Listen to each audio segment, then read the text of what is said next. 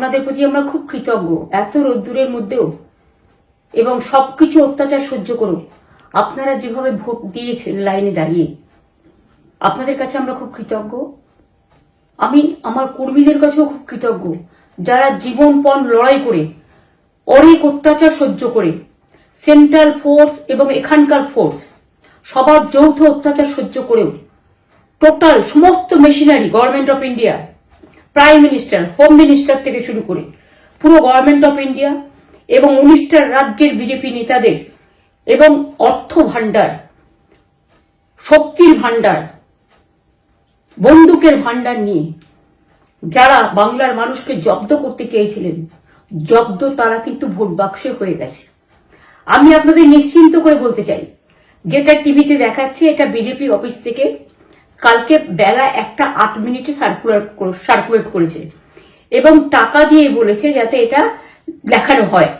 তার কারণ হচ্ছে আমার কাছে স্পেসিফিক ইনফরমেশন এসছে 1:08 আমি কোনো একটা প্রেস মিডিয়ার থ্রুতে পেয়েছি এবং সেই ইনফরমেশনে দেখা যাচ্ছে তারা পরিষ্কার বলছে ফোর্সফুলি তোমায় করতে হবে, এটা তোমাকে এর মধ্যে যাওয়া যাবে না।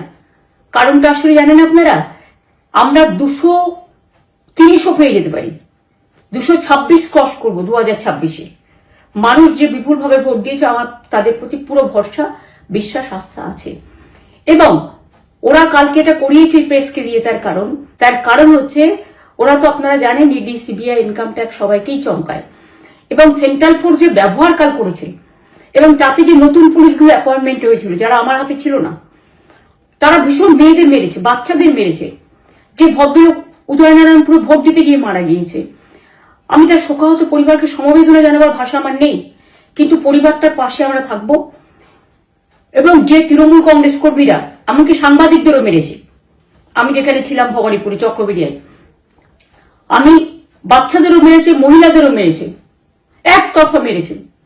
যাদের তৃণমূল কংগ্রেসরা জীবন দিয়ে লড়াই করেছেন, মার খেয়েছেন, তবুও তারা এলাকা ছেড়ে যাননি। অনেককে ইচ্ছে করে অ্যারেস্টও করা হয়েছে যাতে তারা এজেন্ট হিসেবে কাজ করতে না পারে। বিশেষ করে ভাটপাড়া, জগদ্দল, নোয়াপাড়া, এরকম অনেকগুলো জায়গা আছে। এমনকি আমাদের এখানেও ভবানীপুরে সারা রাত ধরে রেড হয়েছে। আমি সারা রাত 2 দিন ধরে দুরাত ঘুমাইনি।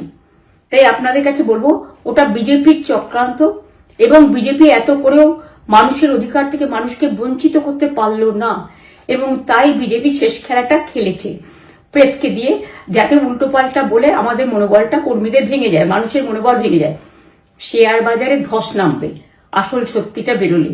সেই জন্য শেয়ার মার্কেটকে সান্ত্বনা দিতে গিয়ে, এটা আমার কাছে স্পেসিফিক খবর আছে, এইটা করেছে। এবং আমি পরিষ্কার বলছি 2016তেও সেম জিনিস হয়েছে, 2021এও সেম জিনিস হয়েছে। ওরা কিন্তু বারবার করে যা এক্সিট পোল যা দেখিয়েছে টোটালটাই দেখিয়েছে বিজেপির কথায়। এবং আজকে তো আপনারা জানেন নিরপেক্ষতা বলে ভারতবর্ষে কিছু নেই, সব একপক্ষ হয়ে গেছে। আমি তাদের বলবো আমাদের কর্মীদের এবং মানুষকে সাথে থাকতে, যাতে কাউন্টিংয়ে সবাই সমানভাবে আজ থেকে পাহারা দেয়। দরকার হলে আমিও আমার এলাকায় পাহারা দিতে নামবো এবং আমি সব 294টা কেন্দ্রে 294টা তৃণমূল প্রার্থী, দার্জিলিং এর যে 2টো প্রার্থী আছে অনেকদের আমাদের সাথে জোট আছে, সবাইকে বলবো নিজেরা ক্যান্ডিডেটরা পাহারা দিন। দিনের বেলায় কর্মীদের রাখুন, রাতের বেলায় নিজেরা থাকুন, পাহারা দিন। আমি যদি পাহারা দিতে পারি আপনারাও পাহারা দিতে পারেন। এবিপি আনন্দ, এগিয়ে থাকে, এগিয়ে রাখে।